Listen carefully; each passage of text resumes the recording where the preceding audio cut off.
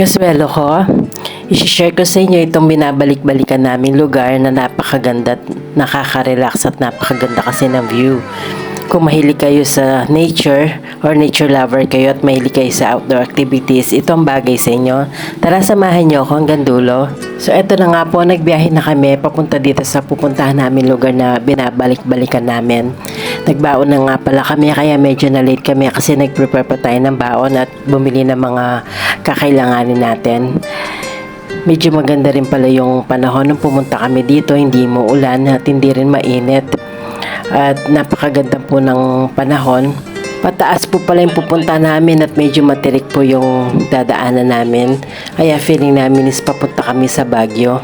At eto na nga po, malapit na kami dito sa pupunta namin. Kung napansin nyo po is pilak po yung lupa nila dito. Kaya maganda po yung panahon at hindi umuulan. Kasi po pag umuulan medyo madulas po yung daan dito. Kaya delikado pong magbiyahe dito. At ito na nga po sa wakas at nakarating na rin kami dito sa aming destination. Dito nga po pala yan sa Dungawan, dito sa may Bamban Tarlac. Napakaganda po ng view dito at nakaka-relax po. During pandemic pala, doon namin natuklasan ang lugar na to.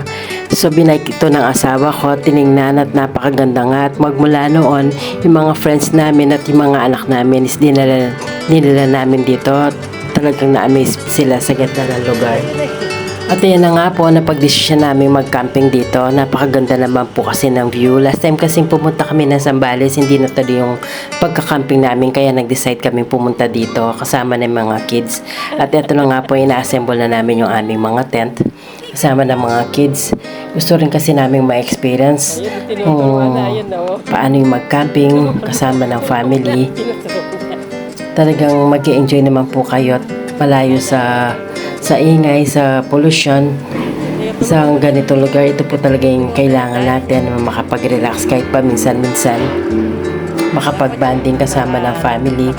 Ang entrance po pala dito is 24 head kung magsa-sightseeing lang kayo. Kung mag-overnight ka naman kayo at magka-camping, 200 per head naman po at may libre na po siyang breakfast. Finally, natapos na rin yung pag-assemble ng mga tent. At ito na nga, hindi mawawala yung picture na sa remembrance. Napakaganda magkwentuhan sa mga lugar na ganito, napaka-peaceful. At nung magagabi na nga po, ito na, kumain na kami. Nagbaang pala kami ng mga food na babaunin namin at yung lulutuin namin. Yung free lang kasi dito is yung breakfast.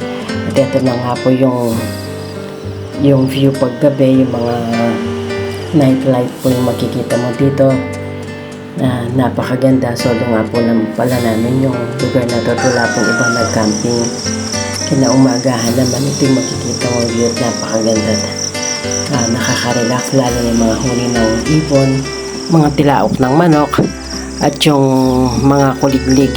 Tanging yan lang po yung maririnig nyo. At the same time, meron din silang aso pero mababait naman yung mga aso nila. Nakaka-relax po yung ganito lalo na kung may timpla kang kape. Hinihigop-higop mo yung kape habang nakatitig ka sa ganda ng kalikasan. Napakaganda kasi yung mga ganito lugar, nakaka-relax at nakakapag-isip ka ng mabuti. Lalo na yung mga plano mo sa buhay. Ganito lugar yung kailangan natin, lalo yung mga super stress na tayo.